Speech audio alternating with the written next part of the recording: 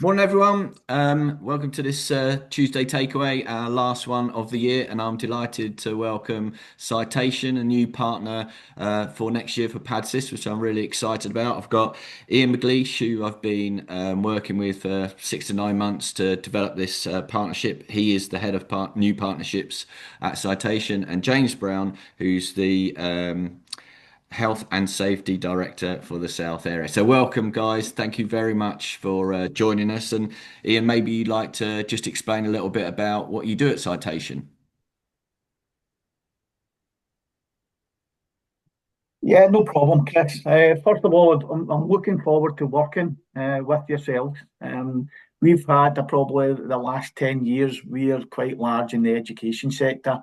Before I came on today, I double checked, and at present, we've roughly got 758 clients within the sector. What I thought would be useful before we start talking about how Citation can help in the health and safety, just a quick overview of who Citation are, uh, the group we're part of, and other partners and associations we work with. So again, as Chris said earlier, myself as head of new partners, and I'm going to pass over to my colleague James later on, and he's a health and safety area director for Citation.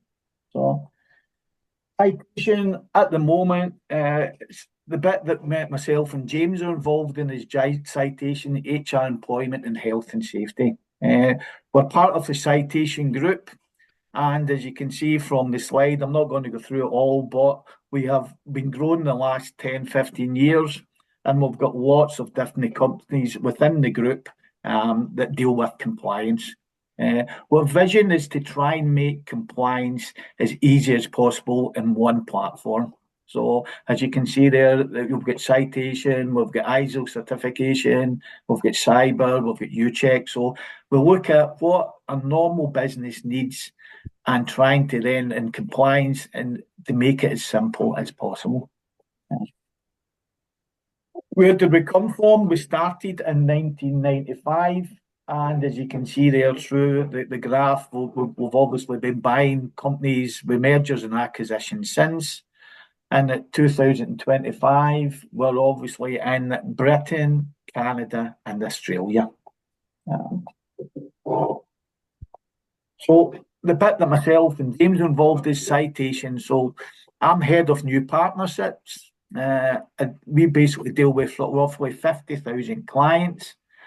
At present, I've got 120 partners stroke associations we work with.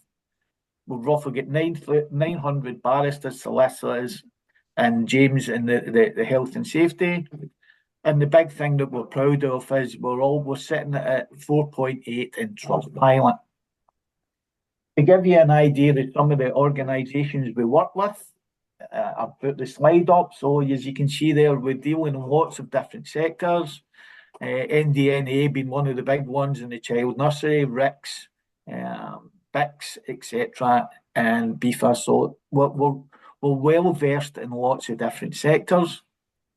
And without that's basically going over everything from the partnership side, I'll pass over to James and he can then talk about how we can then help schools and make compliance simpler. Over to you, James. Thanks, Ian. Hello, everyone.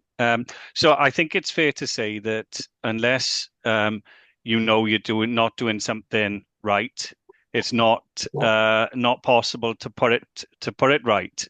So what our consultants tend to do is a client joins us and they join us for a journey. So the initial health and safety visit complies of health and safety inspection, and what our clients tend to get from us is a health and safety inspection that covers fire safety risks, slips, trips and fall hazards, older buildings, asbestos exposure, contractor management, building maintenance, safeguarding and security, COSH, manual handling, and also kind of things like playground and physical education hazards.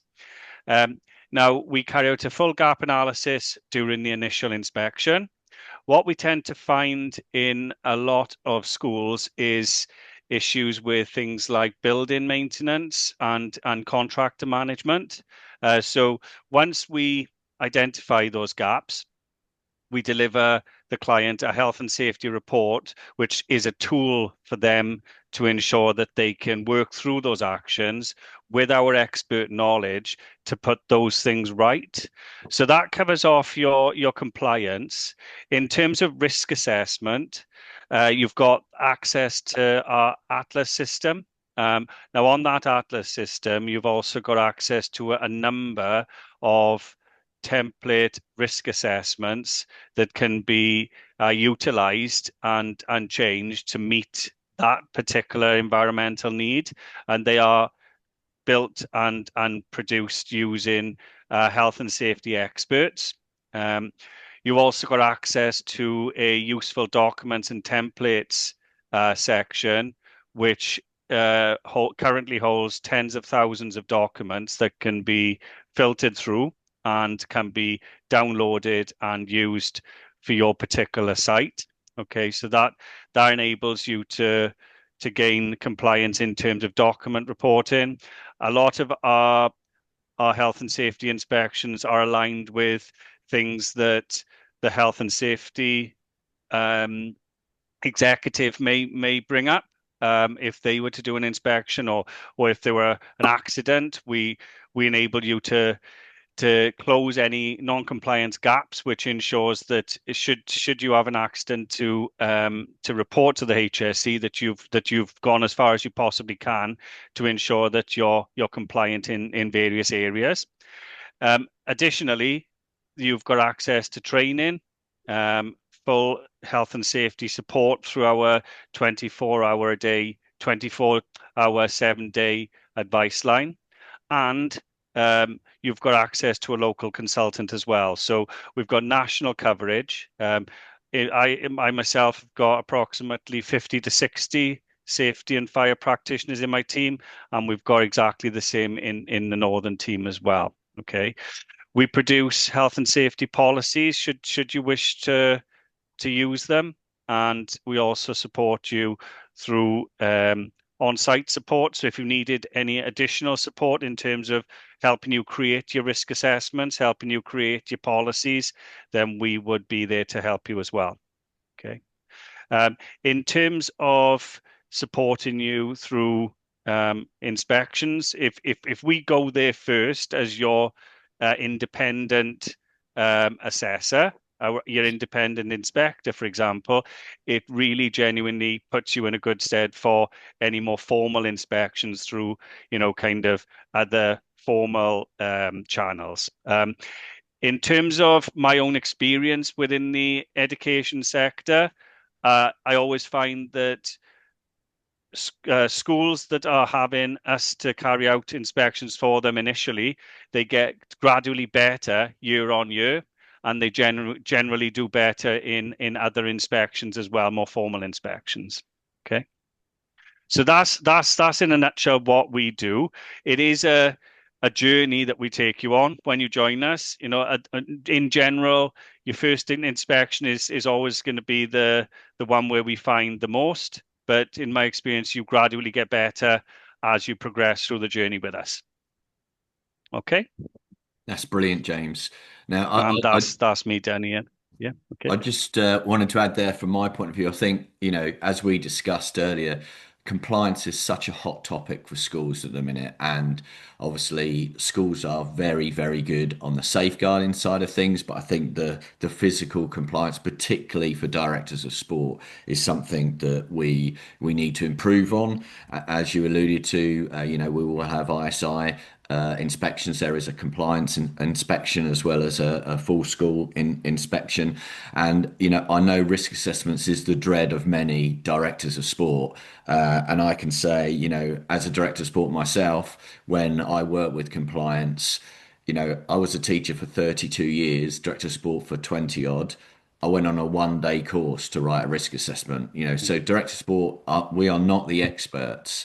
And I think it is time really that we we gave this, if you like, over to the experts. And in my experience of working with you, you know, the guy who worked with us was absolutely superb. So I'm sure this will be, you know, a weight off many directors of sport mind, you know, and hopefully that's the type of partnership that we can develop with you. And then, you know, moving forward, as you said, it may also be other areas of school life that will need, you know, compliance. So I really do think this is you